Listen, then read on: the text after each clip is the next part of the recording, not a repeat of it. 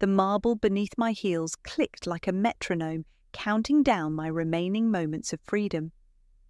Gunner's hand rested on my lower back, warm but somehow distant, as we entered his family's mansion for the prenuptial signing. The foyer stretched upward, all polished stone and old money, making me feel like an insect under a microscope.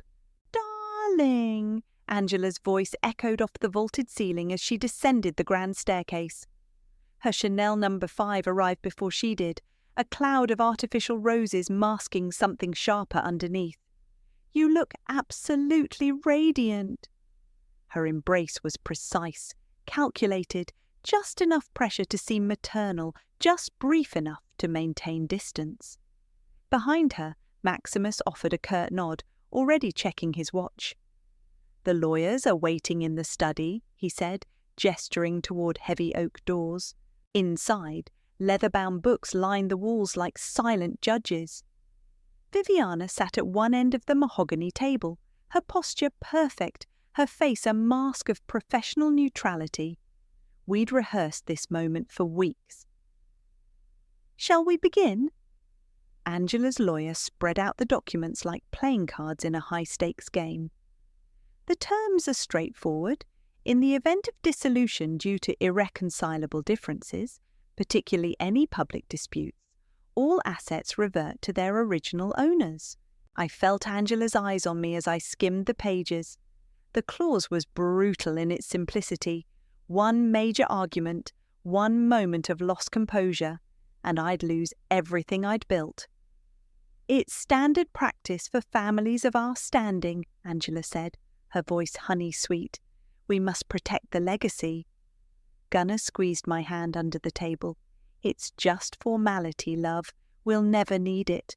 I signed where indicated, the scratch of the silver letter opener against paper making my skin crawl as I sliced each page open. Viviana passed documents back and forth, her movements deliberate. When she slipped the addendum into the stack, buried in legal jargon about my tech company's integration into the Williamson corporate structure, nobody blinked.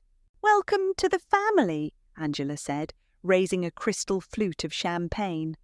The others followed suit, a forest of expensive glass catching the afternoon light. "To new beginnings."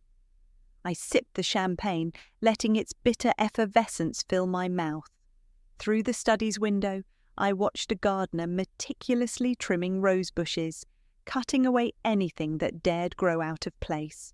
"The ceremony tomorrow will be perfect," Angela continued, running her finger along the rim of her glass. "I've ensured every detail meets our standards. The guest list is impeccable." "Thank you," I murmured, though she hadn't asked for my input on any of it. Later, as we prepared to leave, Viviana brushed past me in the hallway. Her shoulder touched mine, a gesture that could have been accidental, but wasn't. The weight of the signed papers in her briefcase might as well have been dynamite. "I'll file these first thing Monday," she said, loud enough for others to hear. Then, barely a whisper, "It's done." Gunner helped me with my coat, oblivious to the current running beneath the surface. His mother appeared in the foyer mirror behind us, adjusting an invisible imperfection in her hair. "Don't forget, dear, the florist needs final approval on the arrangements by 6, Angela called after us, though I've taken the liberty of providing some guidance. Of course she had. I smiled, the expression feeling like stretched plastic across my face. How thoughtful. The heavy front door closed behind us with the finality of a vault ceiling shut. In the car, Gunner hummed along to classical music, content in his bubble of privilege. I watched the mansion shrink in the side mirror, its windows staring back like hungry eyes. "That wasn't so bad, was it?" he asked, taking my hand across the console. I leaned over and kissed his cheek, tasting his mother's expensive perfume where she'd marked him earlier. No, not bad at all.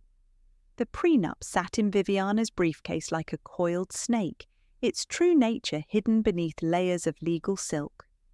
Angela thought she'd caught me in her web of conditions and clauses. She had no idea I'd brought my own venom to the table. Tomorrow, I'd walk down the aisle in white, play my part in their performance of perfect family unity. But today, watching the autumn leaves scatter across their manicured lawn, I felt the first real smile of the afternoon curve across my lips. Another charity gala, another evening of Angela's backhanded compliments floating through air thick with gardenia arrangements. I adjusted my emerald silk dress, selected by her, of course, and watched the usual parade of trust fund babies and corporate vultures circle the ballroom. "Reese, darling," Angela materialized beside me, champagne flute in hand. "That coding project of yours must be keeping you busy. I noticed you missed last week's garden club meeting." "The integration's going well," I said, matching her practice smile. "We're ahead of projected growth by 30%. She waved away numbers like irritating flies. Yes, but society has expectations. A Williamson woman has responsibilities beyond computers." Across the room, Gunnar chatted with board members, his father's hand heavy on his shoulder. He caught my eye and raised his glass, but made no move to rescue me from his mother's attention. "The tech division stock has doubled since the merger," I continued, knowing it would irritate her. "The neural network I designed—" "Speaking of networks," she cut in, "have you given any thought to children? The family name needs proper heirs, not just profitable quarters." Before I could respond, she'd already turned to greet the governor's wife, leaving me with the lingering scent of her signature perfume and a half-empty glass. Back home, long after midnight, I sat in my private office, the one room Angela hadn't redecorated. Lines of code scrolled across my screens, a digital heartbeat more honest than anything in that ballroom. My company's servers hummed in the background, processing millions of transactions through the algorithms I'd built. "Still working?" Gunnar appeared in the doorway, bow tie undone. "Mother thinks you're becoming obsessed." "Your mother thinks a lot of things." I didn't look up from my keyboard. "The Asian market opens in an hour. We're launching the new protocol." He sighed, that familiar sound of passive disappointment. "Just try to make it to next week's dinner party. The Richardsons are bringing their son." I waited until his footsteps faded before pulling up the private server. 2 years of documentation, every snide comment, every orchestrated slight, every accidental exclusion. Viviana had been clear. We needed a pattern, not just an incident. The next morning, I sat through another board meeting, watching my code transform their aging infrastructure into something sleek and powerful. Maximus actually smiled when I presented the quarterly projections. "Remarkable work," he said, while Angela studied her manicure. "The integration has exceeded expectations." Later, during yet another dinner party, I excused myself to the powder room. The walls were papered in burnt sage damask, Angela's latest renovation choice. I splashed cold water on my face, careful not to smudge the makeup she deemed appropriate. "The salmon was overcooked," Angela announced later as the staff cleared plates. "I told the new chef, but some people simply can't take direction." Her eyes flicked to me. I dabbed my lips with a monogram napkin. "Actually, I found it perfect. Reminds me of how my father used to prepare it." The silence that followed was arctic. Mentioning my middle-class upbringing was always good for at least 10 minutes of frozen politeness. That night, I added another entry to my digital journal. 2 years of entries now, each one a pixel in the larger picture. My company's value had tripled under their umbrella, becoming the crown jewel they'd hoped for. But unlike the gardenias they forced into bloom for their parties, I was growing thorns beneath the surface. "Your presentation style has improved," Angela said at breakfast the next morning, arranging her grapefruit segments with surgical precision. "Though perhaps next time, wear the blue suit instead of the grey.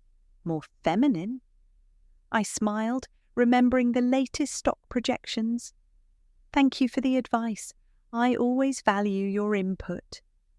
"That's what family is for, dear." She reached across the table to adjust my napkin. We simply want you to succeed appropriately. I thought of my servers, processing millions of lines of code, weaving a web they couldn't see. Every condescending comment, every forced smile, every perfect table setting. It was all just data points now, accumulating like compound interest. "More tea?" Angela offered, holding the silver pot with perfect poise. "Please," I said, watching the steaming liquid swirl into bone china. "It's exactly what I need." The Scotch fumes hit me before I saw Gunnar in his study, slumped over quarterly reports. 3 years of marriage had taught me to read the angle of his shoulders. Tonight, they spoke of surrender. "They changed my code again," I said from the doorway. "The neural network's core functions were modified without authorization." He didn't look up. "Father says the changes were necessary, market adaptations." "Market adaptations?" Ice crept into my voice. "They gutted the privacy protocols I designed. Those were fundamental to—" "Can we not?" He swirled the amber liquid in his glass. "Mother's hosting the foundation dinner tomorrow. She needs us unified." Unified. The word tasted like copper in my mouth. I left him to his scotch and spreadsheets, the ghost of our earlier intimacy fading with each step down the hallway. My Aunt Cora's cottage sat on the outskirts of town, defiantly untouched by the Williamson sphere of influence. Wind chimes made from sea glass tinkled as I approached, their sound clearer than any conversation I'd had with my husband in weeks. "Perfect timing," Cora called from her garden. Her hands were dirt-stained and honest, so different from Angela's manicured talons. "The tea's just ready." Inside, academic journals cluttered every surface. Cora had always been the family scholar, specializing in climate archaeology. Today, something else commanded her attention. A glass bottle, sealed and ancient-looking, sweating condensation onto her wooden table. "Found in an ice core sample," she explained, eyes bright with discovery. "Dating suggests it's over 100 years old. The team almost missed it." I leaned closer. "From where?" Arctic expedition. But here's the fascinating part." She handed me a printout of the bottle's X-ray. "There's a message inside. We haven't opened it yet, but the imaging shows handwriting." The paper trembled slightly in my hands. "What does it say?" "That's why I called you." Cora's voice dropped. "The preliminary analysis matches it to your father's great-grandfather's handwriting. He was part of the original expedition that built the Williamson fortune." My phone buzzed. Another message from Gunnar, probably about tomorrow's dinner. I ignored it. "There's more," Cora continued. "The expedition records show he disappeared during that trip. The official story was he got lost in a storm, but his journal entries in the weeks before—" She paused, choosing her words. "He was investigating something about the family, something that troubled him deeply. The bottle sat between us like a time capsule of secrets." My own troubles with the Williamsons suddenly felt like part of a larger pattern, stretching back through generations of ice and silence. Later that night, I found more unauthorized changes to my company's systems. They were subtle, the kind of modifications that would only show up under careful scrutiny. In the bedroom, Gunnar's side of the bed was empty again. I followed the sound of voices to Angela's private sitting room. The door was ajar. "I can't let her maintain that level of control," Angela was saying. "The systems are too critical now." "She built them," Gunnar replied, words slightly slurred. "She knows them better than anyone." "And that's precisely the problem, darling. Your father agrees. The protocols need to be standardized, integrated properly into the family business." I pressed my back against the wall, letting their words wash over me like acid rain. Through the crack in the door, I could see Angela's reflection in her vintage mirror, adjusting her jewellery with practiced precision. "Have you considered what we discussed?" she asked. "About children? A baby would give her something else to focus on." Gunnar's sigh was heavy with surrender. She's not ready. None of us were ready, dear. That's not the point. I slipped away before they could notice me, my bare feet silent on Angela's imported carpets. In my office, I pulled up the latest system logs, documenting every unauthorized change with mechanical thoroughness. The servers hummed their steady rhythm, a technological pulse that felt more reliable than my marriage. My phone lit up with a text from Cora. Lab results tomorrow, message is intact. I touched my screen to the cool window glass, watching my reflection overlap with the distant city lights. Somewhere in that bottle, frozen in time, lay answers I hadn't known I was looking for. But tonight, watching my code being slowly strangled by invisible hands, I wondered if those answers would come too late. The house creaked around me, settling into its foundations like a predator getting comfortable before the strike. In his study, I could hear Gunnar pouring another drink. The university lab smelled of antiseptic and coffee when Cora led me through the security doors. Her keycard beeped 3 times before the final barrier yielded, revealing a clean room where the bottle sat in a temperature-controlled chamber. "They're letting us open it today," she said, pulling on latex gloves. "The preservation is remarkable. The ice kept everything intact. Under the harsh fluorescent lights, the bottle's glass showed its age in tiny ridges and imperfections, like frozen ripples in time. A conservation specialist helped us extract the message, his tools delicate as surgical instruments. The paper emerged like a butterfly from a chrysalis, dark ink visible through the translucent fibres. The iron mildew scent of ancient writing filled the air as we carefully unfolded it. "To whoever finds this," I read aloud, the spidery handwriting dancing before my eyes, "I leave this warning from the Arctic waste. The Williamson expedition is not what it seems." Cora's breath caught. The next lines made my hands shake. They promised us shares in the venture, equal partnership. But the contracts were poison, the terms designed to strip us of everything. My discoveries, my research, all stolen through legal sleight of hand. I write this as they sleep, knowing tomorrow they plan to. The last words were smudged, but the meaning was clear.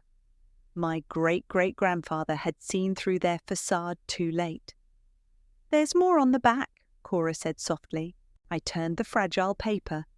"To my descendants, beware their contracts, beware their smiles. They build their fortune on broken promises and stolen dreams. The ice here is more honest than their words."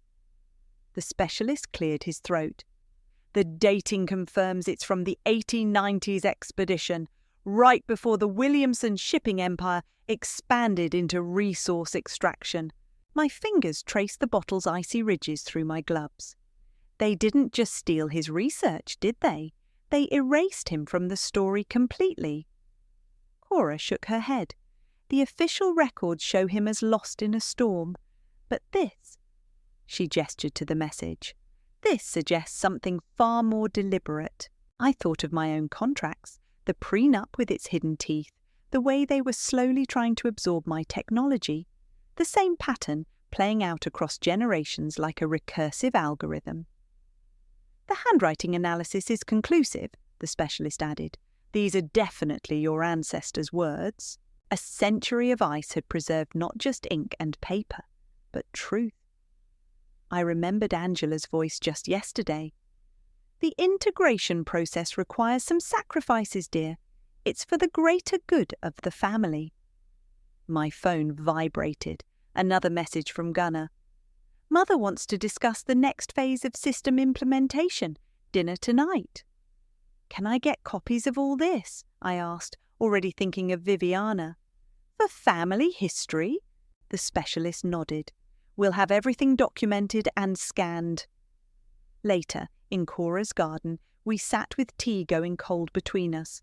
Wind stirred the wind chimes, their crystalline notes a counterpoint to my racing thoughts. "It's happening again," I said finally. "The same strategy, just updated for the digital age. They're trying to absorb my company the way they absorbed his discoveries." Cora's hands, still rough from the cold lab, covered mine.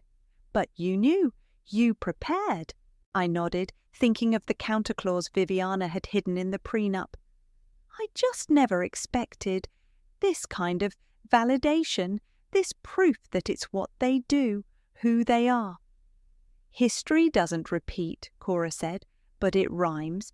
Your ancestor tried to warn us through time and ice. Maybe it's your turn to break the pattern. My phone buzzed again. Angela, this time. Wear the blue dress tonight, dear. We have important matters to discuss. I could almost smell her perfume through the text, as artificial as her warmth. But now I had something they didn't. Confirmation that I wasn't paranoid, wasn't overreacting. The bottle sat in its lab container like a compass pointing to truth, its message carried through a century of ice to reach me. I should go, I said, standing. Can't be late for dinner. Cora caught my arm. Be careful. They've had a lot of practice at this game. I touched my phone where I'd stored photos of the message. So have we. They just don't know it yet. The wind chimes sang behind me as I left, their clear notes cutting through the gathering dusk like truth through ice. The lamb had been roasting for hours, filling the kitchen with herbs and purpose. I adjusted the table settings for the 8th time, ensuring each crystal glass caught the light just so. Angela had taught me well. Everything had to be perfect for a proper execution. The florist delivered fresh orchids, our housekeeper mentioned, hovering nearby. Mrs. Angela specifically requested them for tonight. Of course she had. I moved one of her precious white orchids a 1/4 inch to the left. Thank you, Maria. I'll handle the rest. The napkins crackled under my fingers, starched within an inch of their lives. I'd chosen the ivory ones, not quite white, not quite cream. The kind of detail Angela would notice and dissect. My phone buzzed with a message from Viviana. Documents ready, timing confirmed. I deleted it immediately, just as Gunner's heavy footsteps approached. He appeared in the doorway, already loosening his tie. Mother's bringing the corporate council tonight. Something about quarterly projections. Is she? I kept my voice light as spun sugar. I made her favourite lamb recipe. He crossed to the bar cart, reaching for the scotch. I caught his reflection in the window. How had I not noticed the growing resemblance to his father? That same look of comfortable complicity. You've been different lately, he said, glass clinking against crystal. Distant.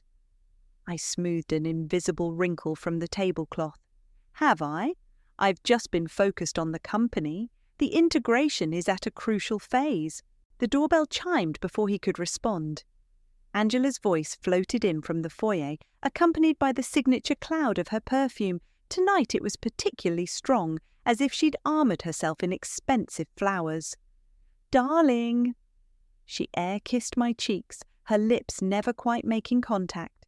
Everything looks adequate. Her eyes caught the shifted orchid immediately, though perhaps the centrepiece could use a woman's touch. Behind her, Maximus nodded curtly, followed by Leandro, their corporate advisor. His briefcase might as well have been handcuffed to his wrist. Reese has outdone herself, Gunner offered, ever the dutiful son. The lamb smells amazing. Angela's smile didn't quite reach her eyes. Let's hope it's cooked properly this time. We settled into our usual positions around the table, a choreographed dance we'd performed hundreds of times. The first course arrived, butter-poached scallops that Angela would definitely find fault with. I heard the system integration had some hiccups this week, Leandro mentioned, dabbing his lips. Nothing serious, I trust. I took a measured sip of wine. Just some unauthorized changes that needed correction. Unauthorized? Angela's fork paused halfway to her mouth. Darling, everything done was completely within protocol. The board approved.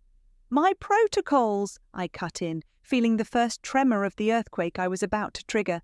My company's core architecture. Maximus cleared his throat. Which is now part of the family business. Integration requires flexibility. The lamb arrived, perfectly cooked, garnished with fresh rosemary. Angela cut into hers with surgical precision. "Speaking of family," she said, "Gunnar mentioned you've been working late. Again? Perhaps it's time to consider other priorities?" The weight of her implication hung in the air like her perfume. I caught Leandro glancing at his briefcase. "Actually," I said, "I've been reflecting a lot about family lately, history, legacy." I met Angela's eyes across the roses and orchids. It's fascinating how patterns repeat themselves. Something flickered across her perfect facade, a crack in the ice. "Patterns? I took another sip of wine. "Did you know my great-great-grandfather was part of the original Williamson expedition? The one that launched the family fortune?" The silence that followed was absolute. Even the crystal seemed to hold its breath. "Ancient history," Maximus rumbled, but I caught the sharp look he exchanged with his wife. Is it?" I adjusted my napkin, feeling the starch crackle. Some things seem quite contemporary. Corporate absorption, contract manipulation, convenient disappearances. Angela's knife scraped against fine china. "Perhaps you've been working too hard, dear. Stress can make one imaginative." The lamb was perfect on my tongue, but all I tasted was the approaching storm. I'd spent 3 years learning their rhythms, their tells. Now I could see it all. Angela's too tight grip on her wineglass, Leandro's nervous glance at Maximus, Gunnar's confusion as he looked between us. I smiled, letting the tension build like pressure in a sealed bottle. "Shall we discuss those system changes over dessert? I have so many questions about the board's decisions." Angela's perfume seemed to intensify, like flowers rotting in summer heat. The orchids watched from their perfect arrangement, white as bones in moonlight. Soon, but not quite yet. The dessert plates arrived like white shields on the battlefield. Angela tapped her fingernail against her wineglass, the sound cutting through the room like a razor. "You know," she said, swirling her Merlot, "I was just reminiscing about your father the other day. Such a passionate man. Always starting businesses, wasn't he? Though none quite succeeded." My spoon clinked against crystal as I stirred my coffee. "He was an innovator? Is that what we're calling it now?" Her nail scraped the glass again. "I remember reading about his last venture. The bankruptcy was quite public." Gunnar shifted uncomfortably. "Mother? Perhaps. No, it's important to understand family history."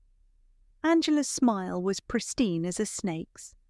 "After all, Reese seems so interested in the past lately.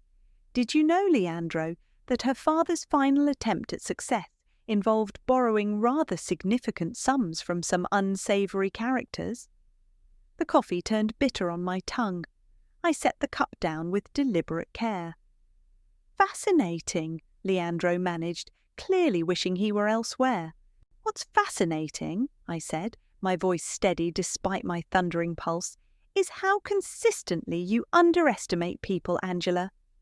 Her nail stilled on the glass. "I beg your pardon?" "My father, my great-great-grandfather, me." I met her gaze across the wreckage of dinner. "You think you can erase people's achievements by rewriting their stories." "Reese," Gunnar warned, but I was done being silenced. "Tell me," I continued, "when you started tampering with my company's code, did you think I wouldn't notice? Or did you just assume I'd be too afraid of losing everything to speak up?" Angela's hand tightened on her wine stem. "You're becoming hysterical, dear. Perhaps—" Like my father became hysterical when he discovered financial discrepancies in his company's books, right before that convenient bankruptcy you love mentioning. The room crackled with tension. Maximus set his fork down with a sharp clink. "That's enough," he rumbled, but I was already standing, my napkin falling like a surrender flag. "No, it's not nearly enough." My voice rose, clear and sharp as breaking glass. "You want to talk about my father? Let's talk about how your emergency loan came with strings that strangled his company. Let's talk about how you buried his patents in legal red tape until he couldn't afford to fight anymore. Angela's face went rigid. You ungrateful little... Ungrateful, I laughed, the sound echoing off expensive wallpaper. For what? For trying to steal my life's work through integration? For manipulating my husband into betraying my trust? Gunnar flinched. That's not... Show her the documents, Leandro, Angela snapped. Since she's so concerned about corporate protocol. Leandro reached for his briefcase, but I was faster. My hand caught the wine glass, Angela's precious crystal, and hurled it against the wall. The Merlot bloomed like blood on the pale damask. I've seen enough documents, I said into the shocked silence. I've seen the system logs, the backdoor attempts, the gradual erosion of my authority over my own creation. Angela stood, trembling with rage. How dare you cause a scene? A scene! My voice rose further. You want a scene? Let's talk about the prenup. Let's talk about how you thought you could control me with the threat of losing everything. The smell of spilled wine filled the room, sharp and accusatory. Maximus was on his feet now too, face darkening. You're making a serious mistake, he growled. No, I said, feeling calmer than I had in years. For the first time, I'm not making a mistake at all. I'm done letting you steal what isn't yours. I'm done watching history repeat itself. This is exactly why we needed those contract provisions, Angela hissed. You're unstable, uncontrollable. I'm awake, I corrected her. And this scene, this public argument you've been needling me toward all night? It's exactly what I've been waiting for. Understanding dawned in her eyes a moment too late. My phone buzzed. Viviana's confirmation. What have you done? Angela whispered. I smiled, thinking of my ancestor's message through the ice. I learned from history, check your phones, the prenup's argument clause just activated, but not the way you planned. The room erupted in chaos. Phones chimed. Leandro frantically pulled papers from his briefcase. But all I could hear was the sound of ice breaking, of chains shattering, of a century of karma coming full circle. The wine stain on the wall looked like a map of victory. Angela's triumph lasted exactly 37 seconds.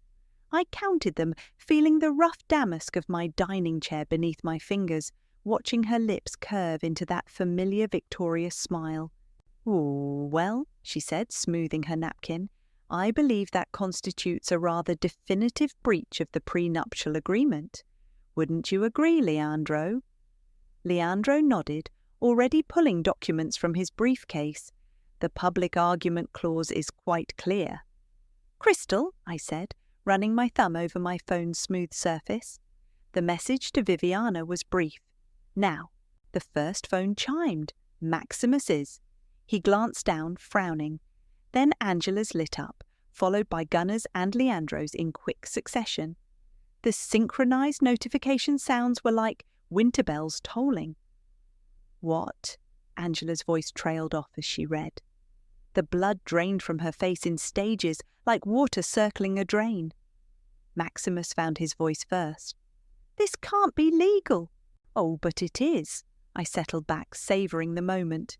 The counter-clause was there all along, buried in the integration agreements you were so eager to push through.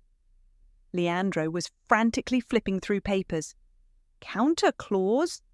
Page 47, paragraph 6, subsection D. I'd memorised it long ago. In the event the argument clause is invoked, all integrated technologies and associated patents revert to their original ownership, completely, irrevocably. My phone vibrated against the mahogany table, its soft buzz somehow louder than Angela's sharp intake of breath. Viviana's message glowed on the screen. "Transfer complete. You're free." "You can't." Angela's perfectly manicured hands shook as she grabbed for more documents. "This isn't possible," I finished for her. "Like it wasn't possible for my great-great-grandfather to lose his research, or for my father to lose his company. Gunnar stared at his phone, then at me, comprehension finally dawning. The system integration is now null and void. I took a slow sip of water, enjoying its clean taste. My company, my patents, my code, all extracted from your corporate structure. Right now, as we speak, the automated protocols are severing every digital connection. Maximus slammed his hand on the table, making the crystal jump. We'll fight this. With what evidence? I asked quietly. The argument clause you insisted on. The one that just triggered, with multiple witnesses present? Or perhaps the years of documented attempts to subvert my company's architecture, all logged and time-stamped. Angela's face had gone from pale to ashen. You planned this, all of it. I learned from the best. I stood, smoothing my dress. You taught me everything I needed to know about family, Angela, about legacy, about patience. Leandro's phone rang, probably the first of many crisis calls from the board. He stepped into the hallway, already speaking in urgent whispers. The stock will plummet, Maximus growled. The entire tech division was built on my innovations, I finished. Funny how history echoes, isn't it? Another Arnold, another theft attempted, another message in the ice. Gunnar looked lost, caught between family loyalty and dawning reality. You never loved me, did you? I loved who I thought you could be. I touched his shoulder as I passed. But you chose your role in this story a long time ago. My phone buzzed again. Cora this time. News is breaking. You okay? Angela found her voice sharp with venom. You'll never work in this city again. We'll make sure. You'll what? I turned back, feeling lighter with each step. Rewrite history? Bury the truth? That worked better before everything was digital, didn't it? Through the window, I could see car lights approaching, probably the first wave of crisis managers and lawyers. My own car was waiting around back, packed and ready. The prenup protected us, Angela whispered, more to herself than anyone else. It was ironclad. Ice has a way of breaking, I said, thinking of the ancient bottle and its hidden message, especially when the pressure builds underneath. I paused at the doorway, taking in the tableau. Scattered papers, abandoned desserts, faces lit by phones delivering increasingly dire news. The wine stain on the wall had dried to the colour of old blood. Goodbye, Angela. Thank you for all the lessons about family. I smiled, genuine and free. I'll be sure to pass them down, just like that message in the ice. My phone hummed one last time as I walked out. Stock alerts, news notifications, the digital cascade of consequences building momentum. Behind me, I heard Angela's wine glass shatter against the floor, a final note of crystalline fury. But I was already gone, walking into a future as clear and sharp as Arctic air. Dawn painted the frost in shades of amber as I packed the last box into my car. The morning news played on my phone, financial analysts scrambling to explain the overnight collapse of the Williamson Tech Division. The headlines scrolled like poetry. Tech startup reclaims independence in unprecedented legal move. Market shock as integration deal unravels. I changed into my own clothes, soft denim and a worn leather jacket that Angela had tried to throw away. The fabric felt like armour against the chill, honest and unstarched. Cora's electric car hummed up the driveway, its tyres crunching over frozen grass. She emerged with a manila envelope and 2 coffee cups, her breath visible in the crisp air. Thought you could use this, she said, handing me a cup. The lab finished the high-resolution scans of the message. The coffee tasted of victory. Dark roast with a hint of citrus, nothing like the imported blend Angela insisted on. We sat on the front steps of what was no longer my prison, watching the sun rise over the property's manicured hedges. Listen to this part, Cora said, pulling out the enhanced scan. In the end, their greatest weakness was their certainty. They believed their contracts unbreakable, their power absolute. But truth, like ice, preserves what they tried to bury. I traced the ancient handwriting with my finger. He knew they'd try to erase him. Just like they tried with you. Cora sipped her coffee. The lab found something else, traces of blood in the ink. He wrote it after they... Well, when he knew, he wouldn't make it back. My phone buzzed with another news alert. Williamson Corp stocks continue freefall. Below that, a message from Viviana. Transfer complete, all assets secured. You're officially untouchable. The morning air smelled clean, like new snow and possibility. Somewhere inside the mansion, I imagined Angela reading the same headlines, discovering how completely her own weapon had turned against her. You know they'll try to fight back, Cora said, but she was smiling. Let them. I stood, stretching in the pale sunlight. Everything's documented. Every attempt to steal my code, every unauthorized access, every integration that was really slow-motion theft. Our ancestors' warning didn't reach his children in time, but it reached me. A car door slammed somewhere on the property, probably Gunnar returning from his night at his parents' house. I didn't turn to look. The university wants to do a full study on the bottle and its contents, Cora mentioned. The historical implications, especially given recent events. Let the truth come out, I said. All of it. How many other families did they build their fortune on? How many other stories did they bury in legal ice? My phone lit up again. A text from Leandro. The board requests an emergency meeting to discuss terms. I deleted it without responding. The frost was melting under the strengthening sun, each drop of water catching light like tiny diamonds. What now? Cora asked, gathering the scans. Now? I picked up my last bag, feeling the weight of my laptop inside, my code, my creation, my future. Now I build something new, something honest.